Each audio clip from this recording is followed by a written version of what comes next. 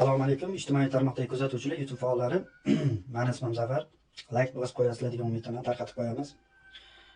Men bugun video primo efir qilman. Bugun bozor temasida katta korrupsiya. Umrim bo'yi bunaqa korrupsiya kattasini ko'rmaganman.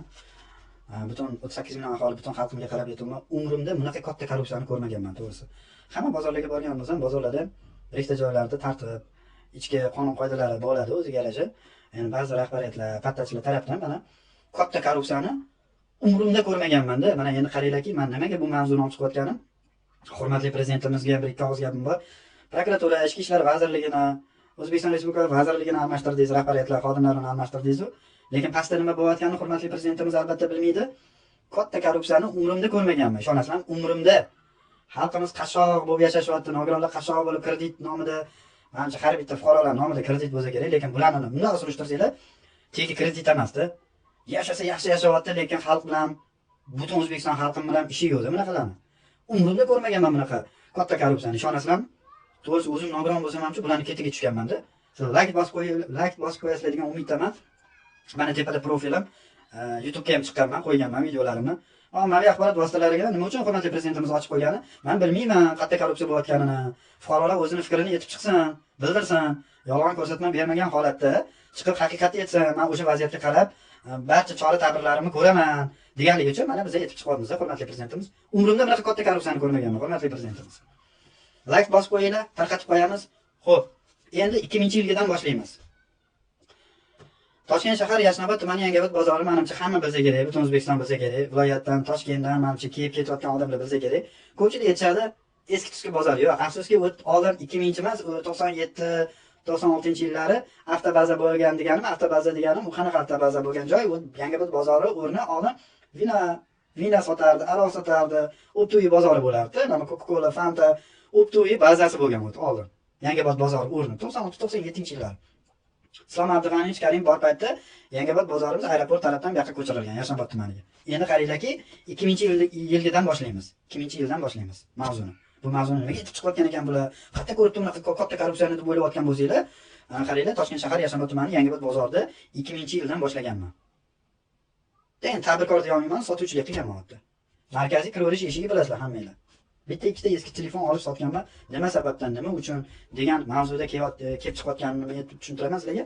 Xalqqa ichiga kirib, kim o'g'ri, kim to'g'riligini bilish uchun. Bitta ikkita telefon. O paytda endi o'zinglar bilasizlar, telefonlar rivojlanmagan payt edi. Endi rivojlanayotgan payt edi. O'sha sababli bitta ikkita telefon olib sotganman. Misol 200 mingga olsam 300 ming sotardim. 100 mingdan qolardi. Uzatib uyda o'tirgandan ko'ra ermakka o'sha bozorga chiqqanman xullas. Qisqaroq qilib aytganda, hurmatli prezidentimiz bilmaydi u paytda O'zbekiston Respublikasi Vazirlar Mahkamasida rahbariyat bo'lganlar. Hurmatli prezidentimiz Shavkat Miromonovich. Lekin ko'pchilik aytadi, Yangiobod bozorida daromad unchalik aylam. Yo'q, adashasizlar. Men o'tda ishlaganman, bilaman. O'tda katta korrupsiya o'sha yerda-da. Katta korrupsiya o'sha yerda bor. Umrim bo'yi hamma bozorlarga chiqqanman, sotuvchilik qilganman, trup ham sotganman, sabzi ham sotganman, Chorsu bozorlariga ham chiqqanman, boshqa bozorlarga ham chiqqanman. Lekin bunaqasini ko'rmaganman, katta korrupsiyani bunaqasini ko'rmaganman. Butun vatandosh, butun xalqimga qarab aytaman, bularni ketiga tushganman o'zi. Qaranglar, Toshkent shahar Yashnobod tumani Yangiobod bozorida 17 yillik tajribam bor. 2000-yildan boshlab 2024-yilgacha uyali telefon olib sotganman. 2024da o'zi to'xtatganman. Hozir 2026 bo'layotgan bo'lsa, 2 yil davomida chiqmayman bozorga.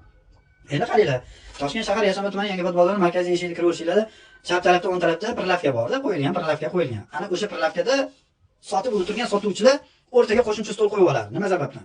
Chunki markaziy kiraverish eshigida yashil zonasining ichida bozorda tartib, ichki qonun qoidasi bor. Proyekt bo'yicha lavkalar qilib berildimi davlat tarafdan? Tagida nomerlari bor. Mana ko'rib qo'yinglar. Mana o'tirishdi mana. Mana shunaqa qo'shimcha stol qo'yib o'tirishdi mana. Mana bitta ixtiyor degan og'aynim bor, tashab berdi. Bu rasmni tashab berganda, hozir men 2 yil davomida chiqmayman bozorga. Chiqib ketdim. Men boshqa bozorda hozir o'zimni o'sha tadbirkorligimni o'sha olib boryapman. Boshqa bozorda, hozir bu bozordan chiqib ketdim. Mana menga tashab berdi, ko'ringlar, o'rtaga o'tirib olgan. Endi qaranglar, men buni narsasini tushuntirib berayotgan 2000-yilga mavzuga kelamiz. 2000-yildan 2024-yilgacha o'sha yerda men endi qaranglarki, ko'chadan kelgan bitta fuqaro bozor ichiga kirsa, pattachilik o'g'ri to'g'riligini bila olmaydi. Rahbariyatlar nima ish qilib yurganini bila olmaydi. Bozor ichida sotuvchilik qilib yurgan odam bilmasa, ko'chadan kelgan odamlar bilmaydi. Endi qaranglar, ko'rdinglar mana qo'shimcha stol qo'ygan. 2000-yilda o'sha kirdim bozorga, xalq ichiga kirdim. Sotuvchilar bilan tanishdim, salom alaykum, zo'r bo'ldi. Uni og'zidan gap olibman, sotuvchidan buni og'zidan gap olibman. Nima sizlar o'rtaga o'tirib turasam, endi bu bozor rahbariyati ruxsat beriyor, mumkin emas u yetkazolman. Bajarni kira olmaydi. chiqib keta olmaydi. Katta mashina kirsa ham chiqib keta olmaydi. Skoriy ham misol bemor betob bo'lib qolsa kimdir fuqarolardan skoriy ham kirib chiqib keta olmaydi. Shu sababli men bitta qarorga keldim. Qanday ushlash uchun yo'lini o'sha joriy etdim-da, o'zimga o'zim o'sha savol beraman. Korrupsiyani oldini olish bo'yicha o'shani oldini olish uchun birinchi 02 dan boshladim. 02 ga xabar berdim, rizqi xodimlariga xabar berdim. Mana shu bozorda sotuvchilik qilaman, telefon olib sotaman, lekin noqonuniy qo'shimcha stol qo'yib olgan sotuvchilar, bozor rasionalarida joy ajratib berilganini xabar beryapman, uchastkoi chaqiryapti. Jo'rayib dadaxon chaqiryapti. Salom alaykum qildik, uchastkoi bilan yaxshi bo'ldim, uchastkoiga qonun qoidalarni tushuntirdim. Bozorda shu yerda biriktirib qo'ygan ekansan. Bu o'rtada noqonuniysan bilaman dedi. Men 1-2 marta aytganman, bular o'tirib olishyapti dedi. Bo'ldi dedim, chora ko'ramiz o'ylagandim. Tozalashni boshladik. Bu paytda birinchi postda Abduqahhor degan pattachi bor ekan, men uni tanimasdim, bilmasdim ham. Tozalashni boshlaganimizdan keyin yugurib keldi pattachisi. Men u bolani tanimasdim, uchastkoi tanishtirib qo'ydi, Jo'rayib dadaxon. Aka deyapti, to'g'ri, noqonuniy deyapti, qo'shimcha stol qo'yilgan noqonuniy, bozor ma'muriyati joy ajratib bergan rastalar deyapti-da. Lekin okajon deyapti, men xizmatingizda bo'laman deyapti. Qanaqa xizmat haqida gapiryapsan menga? Nima xizmat haqida deyapman? Mumkin emas o'rtaga o'tirish. Bajarning keladi, xohlagan payt kelib kirib chiqib ketish kerak. Bajarning nima uchun keladi? Fuqarolarning xavfsizligini ta'minlash uchun kirib chiqib ketish uchun keladi bajarning. O'tda uchimni bajarninglar keladi. Men bajarninglarga ham bir qarab aytaman. Meni kuzatib olsanglar, Toshkent shahar Yashamat tumani Yangiobod bozoriga to'ppa-to'g'ri ish qilasizlar. Jarimalarni qo'llayveringlar. O'tda ko'p noqonuniy sanitariya gigiyena qonun qoidalariga, oshxonalarga ham talabiga javob bermaydi. Hamma yoqda elektr energiyadan foydalanishadi, plita tiqishadi, u qilishadi, hokazo shu. Choralarni ko'raveringlar, sizlar ham jarima qo'llab kelaveringlar bozorman. Endi qaranglar, Abduqahhor kelyapti, uchastkoi xonasiga kelyapti, idorasiga. Okajon deyapti, xizmatingizda doim bo'laman deyapti. Iltimos, mana shu sotuvchilar qo'shimcha stol qo'ysin, noqonuniy joy bo'lsang deyapti. Yo'q deyapman, bosh tortdim. Bo'lmaydi, menga to'g'ri kelmaydi dedim. Soliqchini biriktirdim, uchastkoi iman. 3 kishi bozorda tartib o'rnatib kelganmiz. 2000-yildagi bo'layotgan holat. Bir kuni o'sha bularni dam oladigan kunini bilib oldim, bozor ishlamaydigan paytini, dushanba ekan. Shu dushanba kuni xonadonimni qatdan bo'lsa ham topib kelibdi. Mana shu Abduqahhor degan birinchi postda ishlaydi. Men bolani uncha yaxshi bilmasdim, shu uchastkoi tanishtirib qo'ygandan keyin bildim. Xonadonimga kelyapti. Tegida Matiz mashinasi bor, kelyapti, taqalatdi, aka deyapti. Chiqing deyapti, telefon qildi. Keyin chiqsam, bu paytda endi uchastkada turardim. Men hozir domda turibman. Uchastkada turardim. Hurmatli prezidentimiz, menimcha katta korrupsiya bo'layotganini bilmayotgan bo'lsangiz, mana videoning davomida men sizga aytib o'taman shu gap. Mahallamga kelyapti, hurmatli prezidentimiz. Pattachi Abduqahhor kelyaptiki, okajon deyapti, qog'ozga o'rab aytyapti. Xizmatingizda men kim kechaki kiyimlar kerak bo'lsa, oyoq kiyimlar kerak bo'lsa, jiyanlarga kerak bo'lsa, yoki uni moddiy, ma'naviy tarafdan sizga qanaqadir nimalar kerak bo'lsa, deyapti, yordam beraman deyapti-da. Yo'q, kerak emas ukam deyapman. Endi o'zi korrupsiyaga qarshi korrupsiya qilib yurganga yarasha meni jalb etmoqchi, meni sherikchilikka qilmoqchi bu. Aytdim, yo'q dedimda, bosh tortdimda, keyin misol mashinasini ochyapti-da, mana ko'ringlar, adyol. Ko'ringlar, mana adyol beryapti. Shu adyolni beryapti menga. Shu adyolni beryapti-da, adyolni bergandan keyin ana qilyapti. Mana deyapti, aka deyapti, addushi sizga beryapman deyapti, shu adyolni deyapti, shu adyolni oling deyapti. Ko'ryapsizmi, korrupsiyani qayerdan boshlayapti? Abduqahhor degan mana shu taklif beryapti menga. Aka deyapti, 5 to'son pul beraman, oyoq kiyimlar, kiyim kechaklar qilib beraman jiyanlarga deyapti. Faqat iltimos o'sha o'rtaga o'tirib savdosini qilsin deyapti. Sotuvchilar, yo'q deyapman, bosh tortdim. Men seni beradigan 5 to'son mingga ham qarab qolgan joyim yo'q, berayotgan oyoq kiyimingga ham qarab qolgan joyim yo'q deyapman. Bosh tortdimmi? Ketdi u bozorga. Yana keyin ertasi kuni bordim, yana uchastkoiga yetdim, mana shu holat bo'lyapti. Qonun doirasida chora ko'rmaslik bo'lmaydi, bu pattachilarga aytsam, Zafarjon deyapti, Jo'rayib dadaxon aytdi, sabr qiling, 1-2 kun tegmaylik deyapti. Qani nima bo'lar ekan deyapti. Shu bilan keyin ketdim, tozalashni boshlayapmiz. Keyingi dushanba o'sha yana kelyapti. Telefon qildi, aka uydamisiz deyapti. Biz yo'ldamiz deyapti. Kim bilan desam, bozor ma'muriyatining idorasi bilan deyapti. Sirachaka degan odam bilan kelyapti, bozor ma'muriyatida ishlagan Sirachaka degan odam, Qashqadaryolik edi. Kelishdi, 4 ta rishotli tuxum, 4 ta patir, 4 ta Coca-Cola 1,5 litrdan ko'tarib kelishibdi. Endi kelgan odamni qanday haydayman? Men hayda olmayman, ketinglar davay deyolmayman. Mayli, kiringlar dedim, bir ikki og'iz gapimiz bor dedi. Bozor ma'muriyati rahbariyati kelishdi, xonadonimga tashrif buyurishdi, o'tirishdi. Bir piyola choyini berdim. Bozor komitetida Zafarjon deyapti, mayli deyapti, prokuraturaga bormang, aytmang bizlarni deyapti. Ammo noqonuniy stol qo'yilgan, to'g'ri, o'zi tartib bo'yicha mumkin emas o'rtaga qo'yish. Noqonuniy stollarni sotuvchilarni o'zi bozor ma'muriyati tarafidan joylar ajratilgan, lekin bular qo'shimcha stol qo'yyapti. To'g'ri, mana bunga qarshiman, lekin deyapti, bizda plan bo'lish kerak. Qanaqa plan haqida gapiryapsiz deyapman, bozor idorasining rahbariyatiga. Xonadonimda o'tiribdi bular ikkalasi. Uchalasi, o'rinbosari ham kelgan. Xayrli aka degan o'rinbosari ham bor edi yonida. Men aytaman, aka deyapman, mumkin emas deyapman. Men sizlar qilib yurgan u kriminal, u korrupsiyaga qarshi qilib yurgan ishinglarga men umuman yurolman, uzoqroq yurasam yuraman, yaqinlashmayman sizlarga. Men bu olib kelgan narsani olib ketaylar desam, yo'q, addushi jiyanlarga olib keldik, u bo'lib 4 rishotga tuxum olib kelyapti, 4 ta patir, 1,5 litr o'sha Coca-Cola olib kelib, bumagat qilishyapti meni. Bumagat degani qanaqa?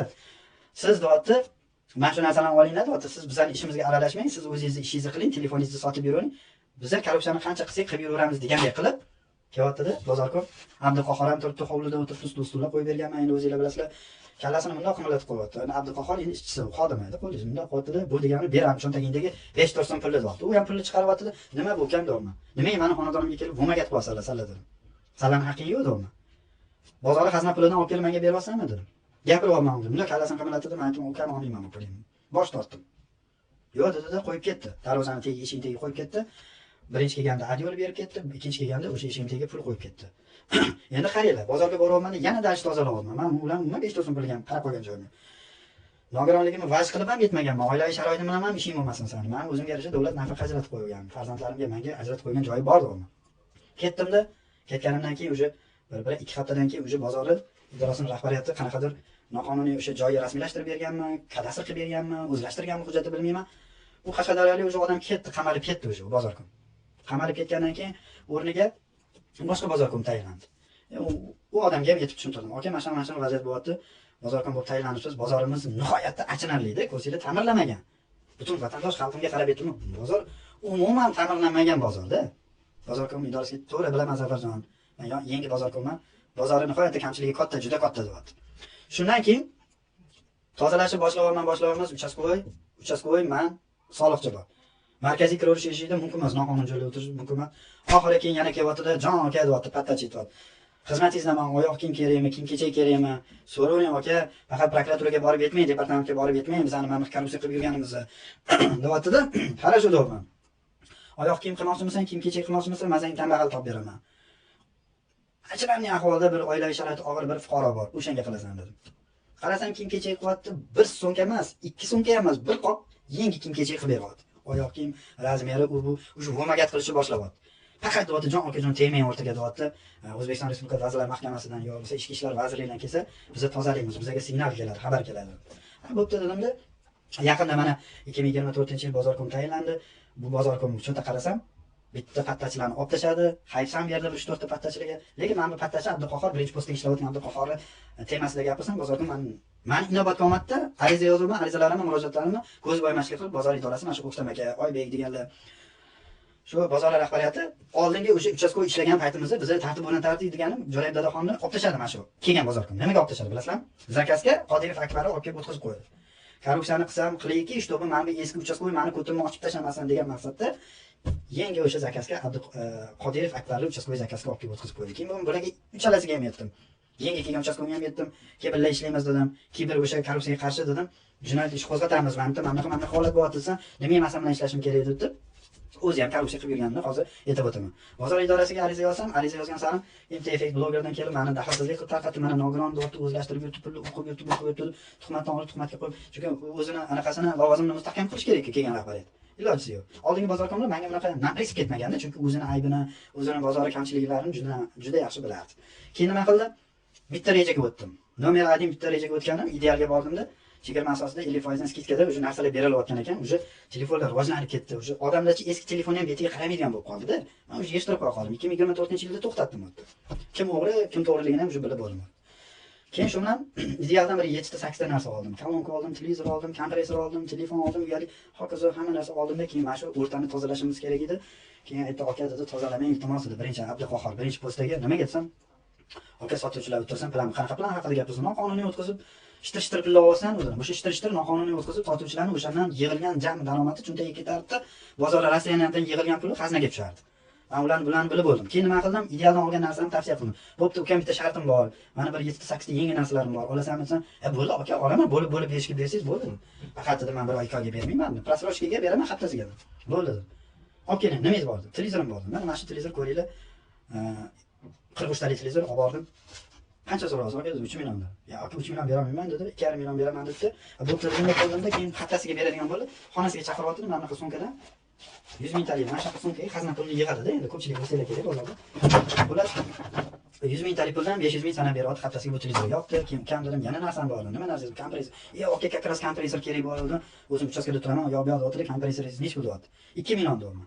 O'zi 2,5 millionga tushgan desam, bo'ldi deyapti, aka haftasiga beraman deyapti, 100 mingdan, 100 ming talik puldan xazna pulidan o'g'irlayapti. 500 mingdan 4 haftasiga gaplashdik, do'g'ri qilaydi, o'tkazib. Meni maqsadim nima? Reja bo'yicha bu poraxo'rlarni ushlash edi. Korrupsiyaga qarshi. Berdim, kompressor ham oldim. Endi qaranglar, yana bitta televizorim bor edi, Qo'qon. Yangi dedim, 55 talik dedim, 2024-yilga men paytda telefon qo'yman, bo'ldi, aka olib keling deyapti. Olib boryapman-da, Yandexga olib borib beryapman. U smart televizor, o'zinglar bilasizlar, Xitoy televizori edi, 55 talik. Qancha so'rayapsiz? 3 million so'rayapman bunga ham.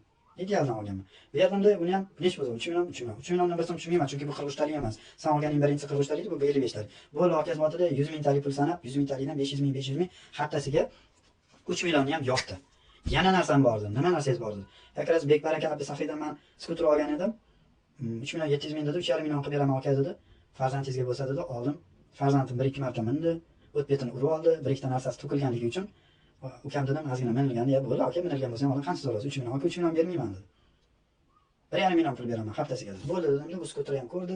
Uni Qodirov Akbar ham ko'rgan, sepa osirib yurgan bir skuterim bor edi. Uni oldida yonida yurgan bir javoq degan sanab berdi 500 mingdan xazna pulidan. Javoq degan biriktirib qo'ydi, bozori o'zini rahbariyatini qarindoshi u ham. Pattachi qilib, uni yoniga biriktirib. U ham korrupsiya qilib o'tiribdi. Javohir degani 500 mingdan 1,5 million sanab berdi. Televizorda ham o'sha ikkinchisini ham javoh olgan 3 millionga 500 mingdan 55 talikni. Xullas shunaqa qilib qarz yopdi. Keyin yana yetdim. Ukam dedim, yana narsa bor menda. Nima narsa bor aka dedi. Perforatordan shurpovoy bor. Bo'ldi dedi, bittasini javoh oladi dedi. Perforator dedi, shurpovoy men olaman sizdan dedi. Qancha so'raysiz dedi. Bo'ldi, ani 400 ming dedim perforator dedi. Bo'ldi aka dedi, perforator 400 ming, 100 ming talikdan. Shanba kuni haftasi kuni xonasiga chaqirdi, o'sha sumkadan 100 ming talikdan pul sanab berdi, ko'zim oldida. Shurpovoyi anaqa javoh oldi 300 mingga. Original ukam dedi. Shu bilan oldida shunaqa qilib bozori xazna pulida o'g'irlik o'sha budjet. Hurmatli prezidentimiz qanchalik to'g'ri, qanchalik noto'g'ri deb o'ylaysizlar. Mana ochilmagan sirlarni fosh qilib ochib tashladim. Men o'zim bozor idorasiga chiqib ustidan ariza yozganman. Men bu pattachi. Bozor ichida yurgan odam bilmasa, ko'chadagi odam bilmaydi uni. Mana men bu pattachi ishdan oling, go'ftam aka. Men bu deb yozib berdim. Arizalarim bee'tibor qolib ketdi. Uni bilsam, u bozorkomga tegishli odam ekan, korrupsiya qilib yurgan. Javohir degan. Men bu eski 2000-yildan yurgan pattachi, men u xonadonimga bozorkomga kelib vurmagat qilganlari, ochilmagan sirlarni ochib tashladim. Abduqahhor, sen nima deb o'ylading? Bular o'yladiki, okamlar chiqib tepaga yetib etmaydilar. Yo'q, o'sha payt keldi. Bular Islom Abdug'aniyevich Karim bor paytda o'sha korrupsiya qilishni boshlab bo'lgan. Hurmatli prezidentimiz, bularga qonun doirasida chora ko'rishni so'rayman. Ana har bitta olgan narsamni mana videosini ko'rsatib o'taman, ko'ringlar. Bir emas, ikkitadan skuter olganman. Bu skuterni ham olganman. Mana bu perforatorni surib qo'y. Mayli, bunisi ham mayli. Mana bu shkop qatdan kelib qoldi meni uyimga. O'z oyog'i bilan kelib qolmagandir mana. Ko'ringlar. Mana shu shkopni vumagat qilib olib kelib tashlab ketyapti meni uyimga. Qanchalik to'g'ri, qanchalik noto'g'ri deb o'ylaysiz? Men prokuratura departamentiga yozganman, sizlarga yozganman, Yashnobod tumanida. Yozsam sizlar ovozlarda uyushmaga beryapsizlar, uyushma ovozida bozor idorasiga beryapti, bozor idorasining rahbariyati O'ktam Mo'minov oylaydiganlar bekitib yuboryapti murojaatimni. Nimaga?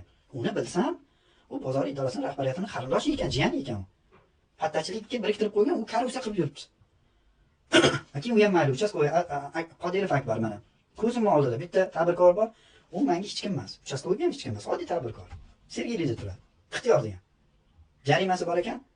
Bitta telefonchidan 40 ming san berdi o'tdi uchastkovoy vakolati yo'q, 40 ming berdi ishga. Hatto vakolatda yozilgan, qonunda belgilangan. San berdi o'tdi-da, 40 ming oldi deb telefonchi. Programmist Odil degan bor. O'shandan 40 ming oldi, programmistda ko'zim oldida 40 ming 80 ming olib, men ixtiyorda o'tirib borib o'tdi, jarimani to'lab kelyapti. Sen kimsan o'zi? Oddiy bir profilaktika inspektori shunaqa ish qilib yurgandan keyin hurmatli prezidentimiz korrupsiyani eng dodasi ana Yangiobod bozorida bo'lyapti. Hurmatli prezidentimiz umrimda bunaqa korrupsiyani ko'rmagan. Men hozir oldingi videomda mana profilimni qo'yib qo'ydim. YouTube'ga o'tib ko'rishingiz mumkin. YouTube faollari ham mana saqlanib qilib ko'rsanglar bo'ladi. Instagramda, men hali Facebook'larga qo'yaman, TikTok'larga qo'yaman. Ana shu profilimni saqlanib qilsanglar, men o'tda pattachilarning ismini aytib chiqmaganman. Korrupsiya bo'layotgan holatda aytganman. Mana endi hozir bitta pattachini aytib chiqdim. Keyingi videomda qolgan pattachilar nima ham o'qib yurganlarini, nima qilib yurganlarini aytaman. Mana shu bo'yicha hurmatli prezidentimiz departament prokuraturaga men murojaat qilganman. Murojaatlarim idoraga kelib tushgan. Shahar hokimiyati, tuman hokimiyati, Yashnoboddagi tuman hokimiyati, sizlar bu rahbariyatlar, pattachilarning gapiga ishonmanglar. Men oddiy fuqaro bo'lib turib, o'sha yerda bozor hududiga kirib 2000-yildan beri 2024-yilgacha eski telefon sotib kelgan oddiy fuqaro bo'lib turib shu mavzuni ochyapman. Ommaviy axborot vositalariga o'zimdan o'zim yolg'on ko'rsatma berib olib chiqayotganim yo'q. Hurmatli prezidentimiz, ommaviy axborot vositalarini ochib qo'ydim. Pastga bo'layotgan kim korrupsiya qilib yurganini bilmayman. O'zingizning fikringlarni yetib chiqinglar. Oddiy grajdanskiy fuqarolar bo'lsa ham, men bunga roziman deganingiz uchun mana biz yetib chiqamiz. Tuman hokimiyati, shahar hokimiyati bu rahbariyatlarga hayfsan berib qonun doirasida chora ko'ringlar. Uchastkovoyni ham olinglar, bozor idorasini ham olib tashlanglar, pattachilarni ham olib tashlanglar, hayfsan beringlar. Men o'shaning uchun yozmadim. Bu bilsam murojaatlarimni bekitib kelayotgan ekan bozor idorasi. Departamentga yozganman, prokuraturaga murojaat qilganman.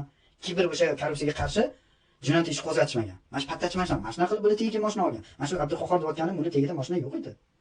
O'sha davlat budjetidan pul o'g'irlab, yig'ib dollar qilib, Matiz oldi, Matizdan keyin Gentrafara o'sha mashina olgan hozir. Mana nimaga oddiy xalq qashshoq bo'lib yashash kerak, nogironlar qashshoq bo'lib yashash kerak edi? Prokuratura departamentidagi O'zbekiston Respublikasi Vazirlar Mahkamasi o'zining mas'uliyatini quvvatida, ular ham qashshoq bo'lib yashash kerak edi. Oddiy pattachi bilan bozor idorasining rahbariyati korrupsiyaga yo'l qo'yib yurish kerak. Hurmatli prezident. Buni bitta yo'li bor. Unga chek qo'yishi bitta yo'li bor, hurmatli prezidentimiz. U chek qo'yishi yo'li bor deyotganim, sotuvchilar o'tirgan joyga pul to'lamoqchi bo'lsa, karta orqali amalga oshiradigan qilib joriy etsangiz, bu narsaga chek qo'yiladi, hurmatli prezidentimiz. Ana o'shanda korrupsiyani yengib o'tgan bo'lamiz. Bozorni xazinasiga pul tushishi kerak. Bozor xazinasiga pul tushdi, bular o'g'irlik bo'lyapti. O'sha yerda sotuvchilar bozorda o'tirib savdo qilyaptimi? Karta orqali to'lovni amalga oshiradigan qilib joriy etsangiz, hurmatli prezidentimiz, bu menimcha to'g'ri bo'ladi degan umiddaman, korrupsiyaga chek qo'yamiz degan umiddaman. Keyingi videomda xullas soliqchini ham aytib o'taman, nima bo'lib yurganini, qolgan pattachilarni ham aytib o'taman. Hozir birinchi postdagi pattachini, kirdikorlarini ochib tashlash uchun, fosh qilish uchun mana shu ommaviy axborot vositalariga chiqdim.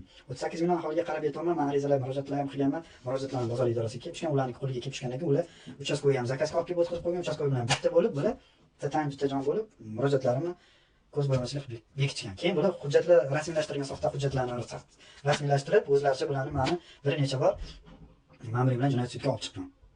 Jarima qo'llashgan. Mana bizga ustimizga asossiz yozib yuribdi, o'qib yuribdi.